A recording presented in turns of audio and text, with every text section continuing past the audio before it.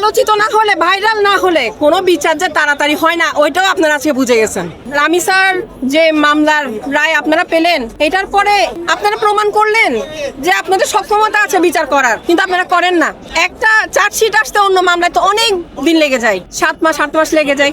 Medical report আসতে সময় লেগে যায়। কেন লাগছে এগুলো এতদিন? এইগুলো কেন লাগছে এতদিন? সক্ষমতা আছে, আমরা ব্যবহার করতে পারিনি অন্য মামলায়। রামি স্যার মাধ্যমে আমরা আজকে দেখালাম যে আমাদের সবকিছু সক্ষমতা আছে, কিন্তু আমরা ঘুমিয়ে থাকি, অলস। সঠিক। আমি আমার সব বাচ্চাদের জন্য, সব বোনদের জন্য একই প্রক্রিয়া চাই, দ্রুত প্রক্রিয়ায় বিচার নিষ্পত্তি চাই। এটা আমার, যে সরকারই আসুক, আমি কোনো সরকারকে খুব বেশি প্রশংসায় ভাসাতে চাই না।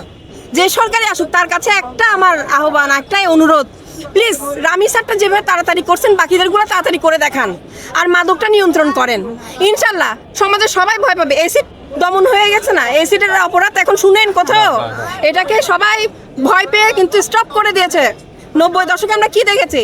এটার বিরুদ্ধে ভালো এনফোর্সমেন্ট তো ছিল।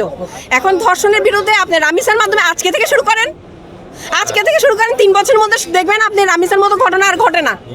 কিন্তু আপনি একটা করলেন, এরপর আবার চুপ হয়ে গেলেন, আবার আগের সনাতনী পদ্ধতিতে চলে গেলেন।